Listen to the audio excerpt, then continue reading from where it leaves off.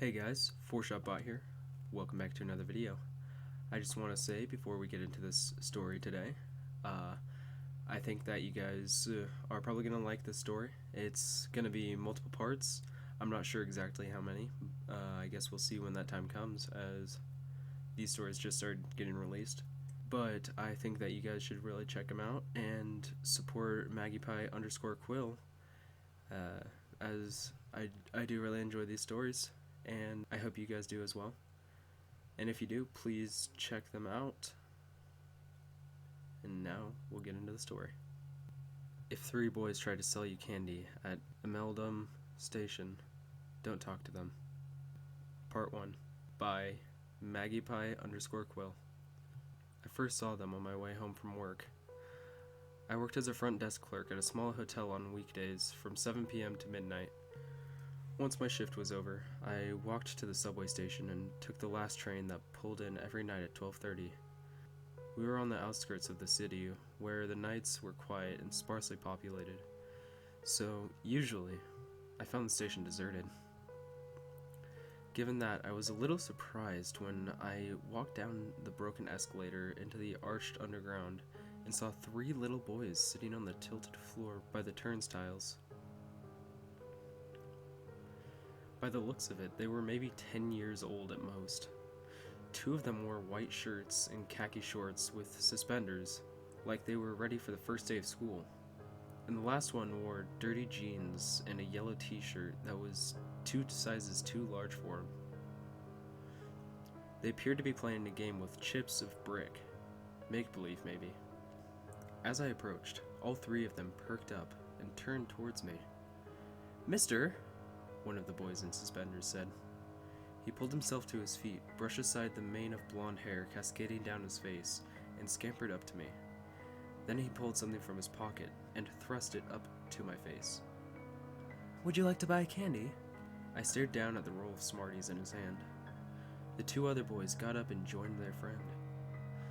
The one in the oversized t-shirt with a mass of frizzy black hair stared up at me earnestly with his huge brown eyes.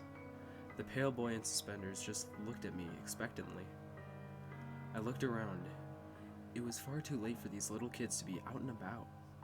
Yet, there was nobody around that I could call their parents or guardians. I glanced at the security guard's booth by the turnstiles. It was empty, as usual.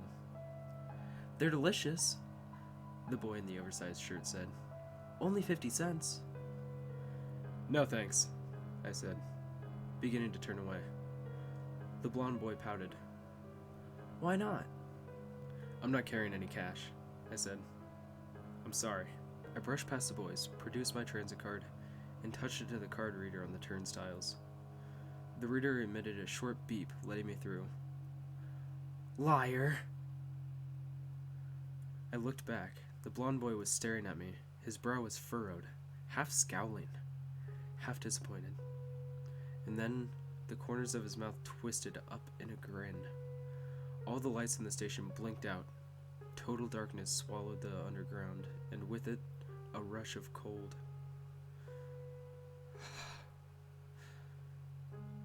Then, before I could even think to react, the lights came back on. The three boys were looking at me like nothing had happened. The blonde boy pocketed his Smarties. "That's okay," he said. "Next time." The overhead speakers crackled and played a jingle announcing the arrival of the 12:30 train. I slowly turned away from the turnstiles, then hurried down the stairs to the platform as the empty train pulled in. The next night, the boys were there again, sitting in the same spot and wearing the same clothes. They ran up to me before I could walk past. "Hey, mister, want to buy some candy?" I looked around again. There wasn't anybody around. "Where are your parents?" I asked. "You shouldn't be out here by yourself so late. It's dangerous." The blonde boy giggled. "We haven't got parents," he said. "That's why we're selling candy. Want to buy some?" A poignant sting came with the way he said that, so innocently optimistic. I reached into my pocket and pulled out 2 quarters, more out of pity than anything else. blonde boy eagerly took it and gave me the roll of Smarties. The wrapper had turned wrinkled and powdery from being jostled in pockets for too long. Thanks, mister. Yeah. I cleared my throat.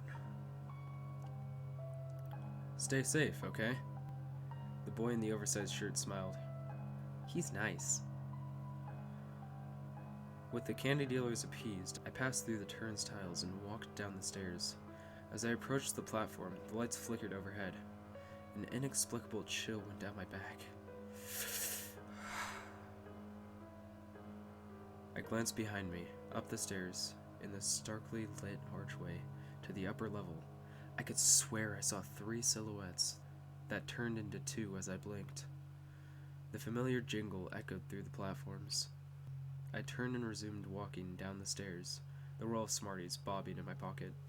I dealt with a score of particularly unpleasant customers the next day. When I arrived at the station and the blonde boy held up a brand new roll of Smarties, I let out a small inward sigh. I'm not interested, I grumbled. I already bought your candy. At the back of my mind, it vaguely occurred to me that I might have thrown the roll I bought into the washing machine with my pants. This one's for free, the boy said. Take it, please.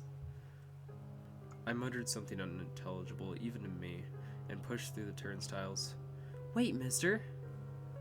I heard small sneakers clamber over stainless steel, and the blonde boy ran up to me as I began walking down the stairs to the platform. Is something wrong? He asked. Did something bad happen? It's none of your business, kid. He cocked his head and made a small, sound. I walked all the way down the long flight of stairs, and he followed me until we were standing together on the platform. He looked up at me.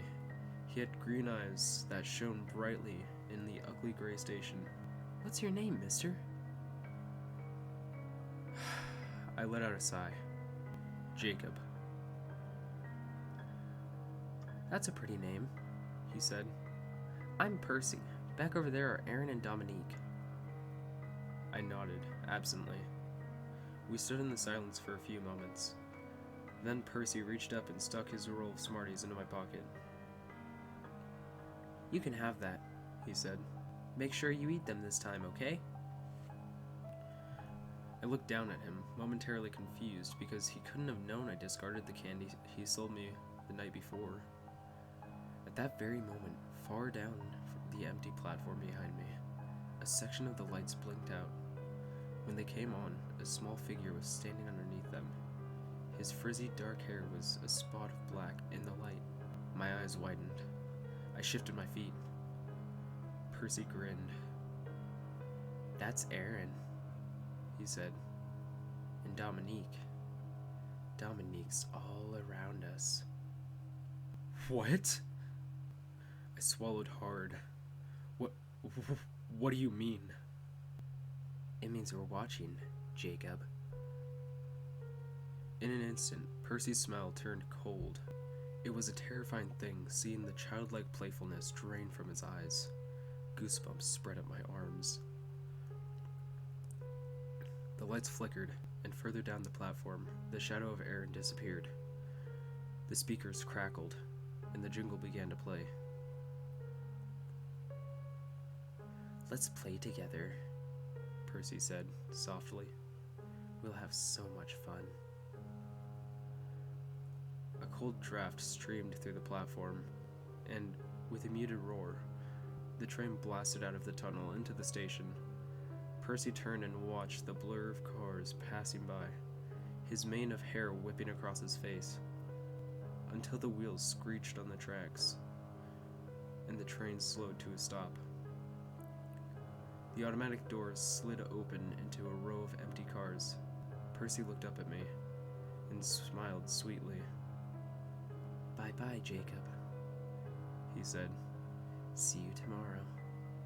The hotel lobby was quiet, but that didn't help calm my nerves. I stared down at my phone, a small circular icon spinning beside the text box on screen, searching for nearby drivers. I glanced at the time, 12:15. If I couldn't find a driver on the ride-sharing app in the next few minutes, the last homebound train would leave, effectively leaving me stranded. Of course, the subway was the last mode of transportation I wanted to turn to, which was why I was biting the bullet and paying $30-something to sit in the back of someone's smelly car as they blasted EDM on the speakers and escorted me home. $30-something. That was close to 2 work hours for me. I had made a point of not eating the Smarties. I kept telling myself that what I had seen yesterday was just a fatigued dream, but the cursed roll of candy kept me from believing it. I didn't want to touch it. Whatever the boys at the station were, they definitely weren't normal. No drivers nearby. Please try again in a few minutes. Damn it. Damn it. I muttered under my breath, knocking the heel of my foot against the plush couch. Damn it, damn it, damn it! Jacob? I looked up. Eileen, the hotel manager, looked at me concernedly from the front desk. You okay? Yeah, I said, rubbing my temples like I had a headache. Yeah, I'm fine. Stood up and slung the strap of my satchel over my shoulder. I'm going, I said. See you tomorrow. Okay, be safe. I wanted to add, please look into a replacement in case I don't make it back alive, but I kind of broke into a sprint before I could get that out. I swallowed my dread, braced myself, and ran straight down the broken escalator into the subway station. Aaron and Dominique were playing in their usual spot, flicking red chips of brick at each other. Percy was perched on top of the turnstiles. I did my best not to acknowledge them as I ran up to the gates, scanned my transit card, and pushed my way through. Hi, Jacob, Aaron said, his words tinged with a smile. I could feel Percy's eyes on me, sending waves of chills down my back. He said nothing, and as I rushed past him, he didn't move an inch. The underground air felt chokingly heavy in my lungs. My deep-down animal instinct was going mad at something I could neither see nor explain, covering my palms in cold sweat. The train pulled in as soon as I got down to the platform. I jumped in with a kind of desperation and stared out the automatic doors in something resembling terror until they finally slid closed and the train began to move again. Jacob, 7:39 p.m. I need to leave a bit early today. Eileen, 7:39 p.m. What for? This is a little last minute. Jacob, 7:39 p.m. I know, I'm sorry. It's an emergency. Could you please let me leave at 11? Eileen, 7:40 p.m. Okay, just this once. Going forward, you need to give me 24-hour advance notice to change your hours. Jacob, 7:40 p.m. I know, thank you so much. My thumbs hovered over the screen of my phone. Actually, I might need to reschedule all my shifts because... Jake! I looked up. A woman in a business suit with her hair up in a bun beamed at me. I put down my phone. Sydney? I said. What are you doing here? I'm checking in, silly. I've got a 2-week reservation. Don't tell me you didn't see that. I mean, what are you doing in Emeldahm? Contractor work, she said, handing me her driver's license. I looked up her reservation and handed her a room key. Sounds riveting, I said. Enjoy your stay at this crappy little town. We should catch up sometime. Brunch, maybe? How's tomorrow at noon looking for you? I glanced down at my phone. Eileen, 7:42 p.m. Could you work an extra hour some other day to make up? Actually, never mind. It's just an hour. Tomorrow's good, I said, putting on a tight smile. As long as I'm still alive, then. Sydney laughed. Alright, Drama King. I'll look up some nice places nearby. There was a bus stop down the street from the subway station, and the last bus going homewards was 11:15. At a brisk walking pace, I managed to make it to the stop in a good 2 minutes before it arrived. It wasn't a permanent escape. In fact, it was just for one day. But something deep inside me was petrified at the thought of facing the boys at the station. I stared nervously down the street at the passageway leading to the subway station, its choking white light seeping out into the night. I found myself sitting, moving, and even breathing quietly. But it was earlier than my usual nights, and there were a few people walking up and down the sidewalk. That made me feel a little bit safer. Just a little bit. Finally, the yellow city bus puttered down the street and stopped before me, blowing warm exhaust into the chilly air. The doors slid open and I stepped on. The driver watched the fare box as I dropped $2 and some change into it, then turned back to the road, satisfied. Other than the two of us, the bus was empty. I walked down the aisle and sat down by the window. The driver pushed a button and the doors slid closed. The engine purred. Just as we began to move, we lurched back into a squealing stop, and the driver pushed the button again, opening the doors. I heard the patter of small sneakers on pavement coming up onto the bus. "Thank you," a voice chirped, slightly out of breath. My muscles grew tense as Percy clambered up the steps. He brushed aside his mane of hair, dropped a handful of loose change into the fare box, and stuck his hand out to the driver. "This is for you." The driver squinted at the roll of Smarties, then took it with a grumble of gratitude. He pushed the button to close the doors, and the engine rumbled as we began to move again. Percy walked down the aisle and plopped down in the seat next to me. "Hi, Jacob." I pursed my lips and stared straight ahead. "Not gonna say hello?" Percy asked. "You're making me sad." "Where are your friends?" Percy chuckled. "Don't worry," he said. "It's not that they didn't want to see you. I'm just the only one who can leave the station." I looked at him. "Why's that?" Percy just shrugged. We rode in silence for 15 minutes or so, at each and every stop. I desperately prayed that someone would get on the bus, but nobody did. I considered getting off at a random stop, but then I would be stranded again. I thought about talking to the driver, or maybe even calling the police, but then what would I even tell them? I kept glancing at Percy, who rode along with a slight smile, like he intended to follow me all the way back home. I couldn't possibly bring myself to relax. I tried to tell myself that at least Aaron and Dominique weren't here. Maybe Percy couldn't do much to me by himself. Whatever he was trying to do to me. "Why haven't you eaten the candy?" I felt myself stiffen. Percy gazed up at me. His expression had once again transformed into something cold and hard as stone. It wasn't a face that belonged to a 10-year-old boy.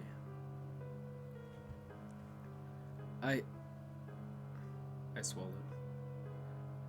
"I don't like Smarties. They're dry and chalky and..." Percy burst out with laughing. I flinched. He laughed and laughed, like the very idea of what I said was incomprehensibly funny. The bus driver glanced at us through the rearview mirror.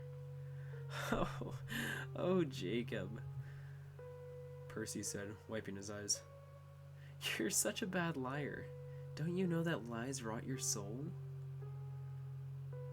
The bus ground to a stop, and the doors opened. Percy pushed himself to his feet. "Only bad little boys lie," he said. "You'll see." He walked to the front of the bus, glanced at the driver, then turned back to me. "Bye-bye, Jacob."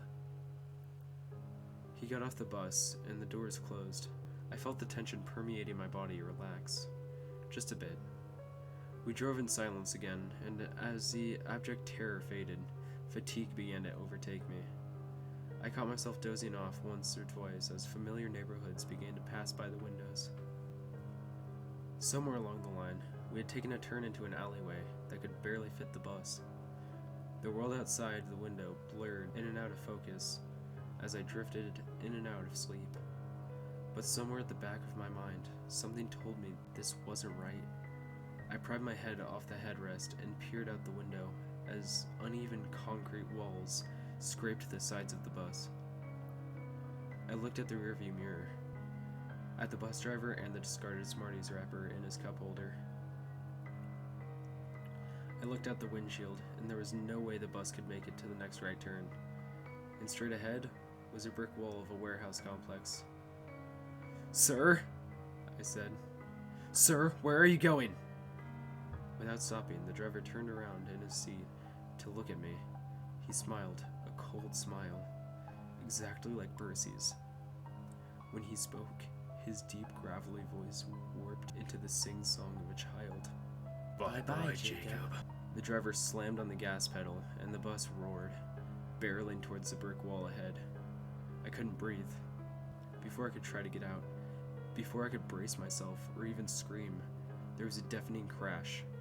The sensation of being airborne, the sound of rending metal, and finally, the sickening crunch of bone. Hey guys, I want to thank you for watching the video, and I want to let you guys know once again to go check out the original post and the poster themselves, because they are going to be continuing this story on their Reddit, and I'm going to only be uploading once a week, so if you want to finish the entirety of the story before I upload it, then you can read it on their wall, and it's going to be in the description below. I'm giving them all of the credit. I don't take any credit for any of this. I am just the narrator of the story. So if you want to go check out the actual post, just go into the description below and check it out. And if you guys want to see me play video games or do podcasts or anything like that, go onto my main channel. That is also going to be in the description below. And I hope you guys have a good night.